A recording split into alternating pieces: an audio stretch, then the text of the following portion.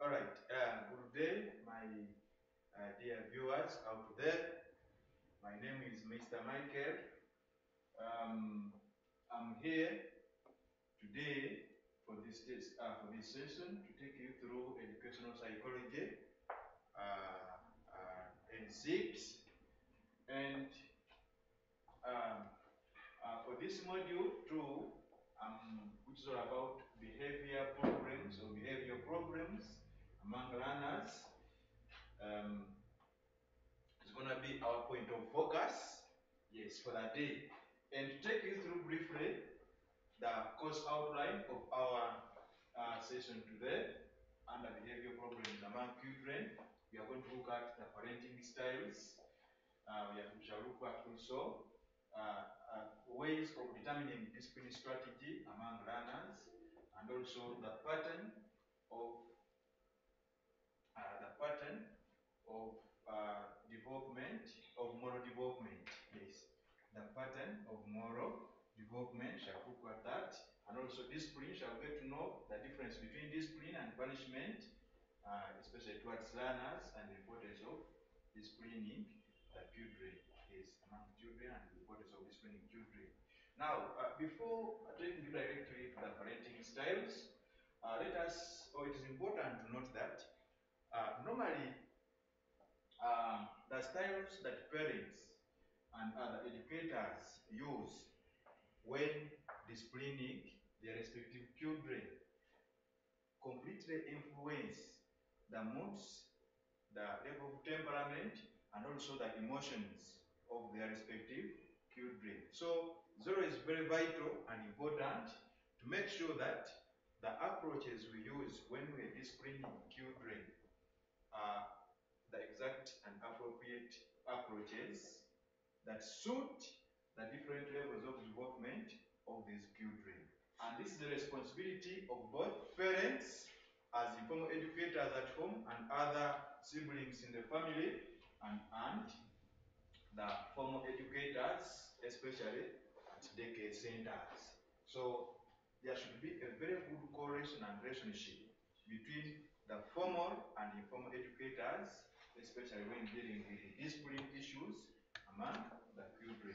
This therefore leads us to what we call the parenting styles that parents and also the formal educators use while disciplining the children. Let us straightforward look at the parenting styles.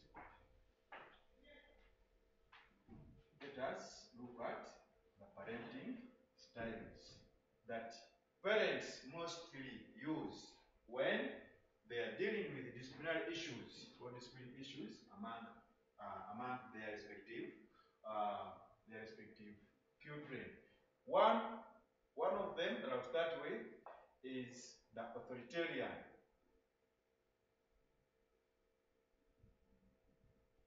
The authoritarian parenting style. Authoritarian parenting style. Yes. Now, with authoritarian parenting style, this is one of the styles that parents apply when they are dealing with discipline issues among their respective children. This is a style where parents use various approaches, but the most approach that parents use when they are disciplining children using this style is when they set rules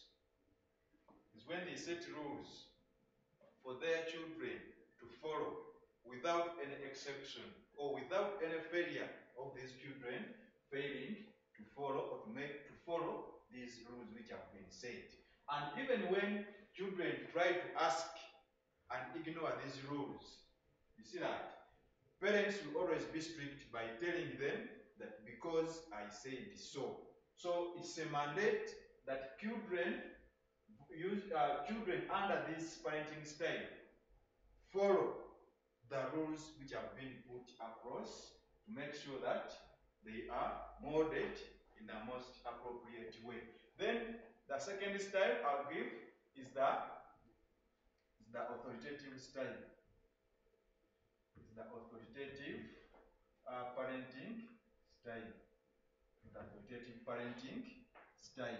This is the second type of parenting style which normally parents apply. Now, even for this style, parents set rules. Parents set rules here. Here, set rules without exception. Here, parents set rules without exception of the respective children to follow. But with authoritative parenting style, this is where also parents set rules which must be followed by the children that they are disciplining. But however, parents here, in the way they set rules, they leave a chance for their children. You see that? They put limits for their children to follow these rules which have been put across. So, for this case, therefore, parents set rules by considering the rights and feelings of their children, by coming to the realization that at some points these children will fail to follow these rules appropriately. Then number three is the permissive parenting style. Permissive parenting style. This is another style that parents apply when they are dealing with disciplinary issues among their learners. And as you see permissive, the word permissive here, parents are always seen to be relaxed. Parents are seen to be relaxed, and therefore, parents here don't do much in as far as making a follow-up on how their respective children behave. And therefore, parents are always seen so much lenient. And normally, parents here take on a friendly role instead of a parental role. Yes, parents take on a friendly role instead of the parental role. Instead of the parental role when they are dealing with disparate issues among their children. So here, parents set roles by realizing or by recognizing some limits that that because these children are still young, they will fail to perfectly make a follow-up of whatever rules that have been set in front of them. Then the last style is called uninvolved. It's called uninvolved parenting style. It's called uninvolved parenting style. Now, for this style, as you see, uninvolved. For this style, always parents are so neglectful. For this type, parents are always so neglectful, and they normally don't provide basic needs. They normally don't provide the basic needs, especially their respective children. They normally do this due to some factors. There are some factors that normally make these parents to be neglectful and sometimes to ignore rendering the basic needs to their respective children. Some of these factors include some of these parents may be overwhelmed. Some of these parents may be overwhelmed by some problems in life, sometimes by some problems in life. For example, losing a loved one. Take an example of this being a single father. So it's both the father or single mother. So it's both the mother and the father. Is a breadwinner at home. So sometimes she may be overwhelmed and may not take any step to disciplining her children. Then a parent may be under influence. A parent may be under influence of substance abuse. May be under influence of substance abuse. For example, a parent may be an alcoholic, for instance, may be an opiumist, and several others. A parent here may also be not aware, without any knowledge of disciplining, of having any knowledge of disciplining the children. After that, let us look at the second bullet here. This is about determining the discipline among children. Determining discipline among children. Let us also get to know how best discipline can be determined among the children. Bullet number 2, determining discipline among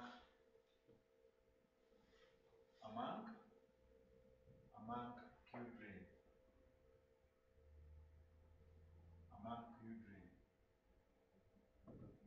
Now, it is important to note here that when determining discipline among children, what should be considered? Mostly, different parents use different approaches when they are disciplining their respective children. Why? Because children vary. Yes, because children vary. It is important to note that it's very, and it's not there to find children A having exactly the same discipline like children B. So that's why parents use different approaches. Parents use different approaches to discipline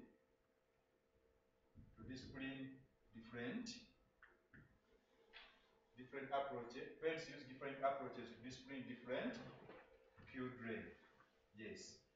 Then number 2, it is very important always to know that disciplining children is important among the by learners or by the parents as informal educators and also the formal educators. Why? Because disciplining children is so much vital as it helps to transform these children from positive aspects into constructive people, especially in the future. For this case, therefore, these children, once they are properly and appropriately disciplined, this means these children are going to be constructive people and they will be able always to make healthy decisions on their own. And away from that, let us look at the moral development. Pattern of moral development. Pattern of moral development. What do we mean by moral standards? What do we mean by moral behavior? What do we mean by moral behavior? Moral behavior simply means to do what the social environment expects of you. To do what the social environment expects of you.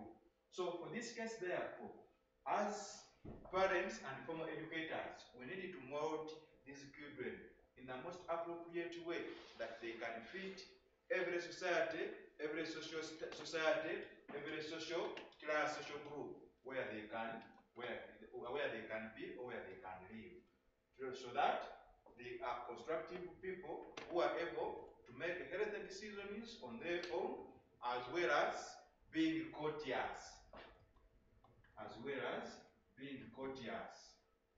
To consider their feelings and also to consider feelings and also rights of even those people that are around them.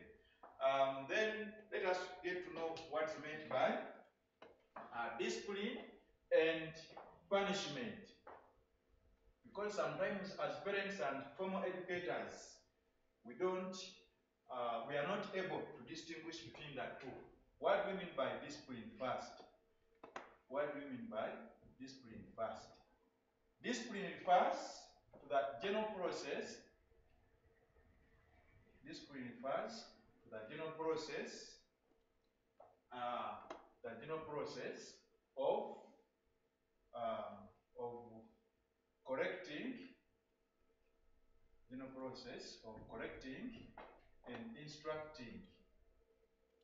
Correcting and instructing an individual.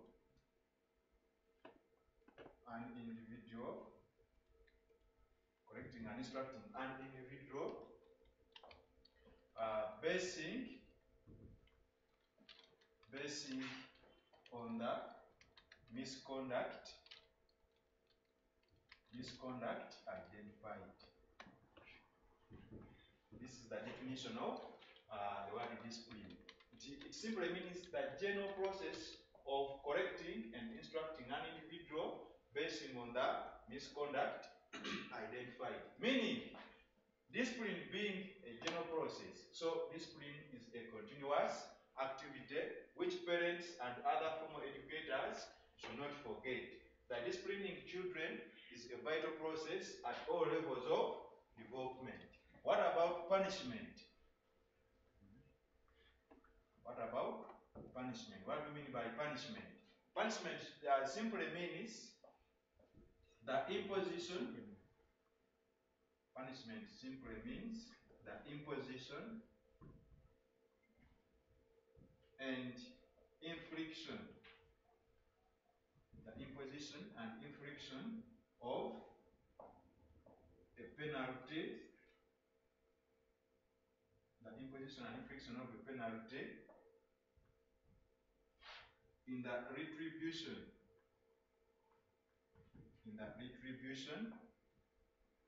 For an offense.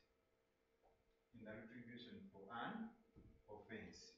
Yes. So you can see this definition. This is punishment or punishment or punishing is just a component of disciplining. So, and as parents, it's very vital to remember that punishment should vary in accordance to the different levels of development among these children. And we should also not forget that while punishing, we should not aim at inflicting pain on the children, but however, showing them a proper direction on how best they should behave so that they are able to grow when they are constructive citizens in the areas where they stay. Punishment should also involve what we call reinforcement. Sometimes this goes hand in hand with giving some praises to these children as a way of reinforcing them to keep maintaining those proper moral standards after exhibiting that they are behaving well. As I'm concluding, let us look at let us look at briefly some of the importances of discipline among children. Let us look at some of the importance of discipline among children. Why do you think it is important for children to behave well? Importance of discipline among children.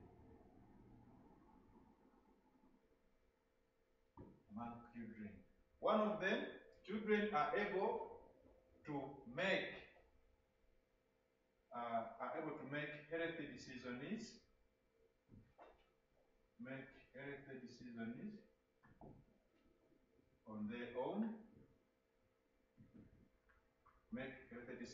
On their own.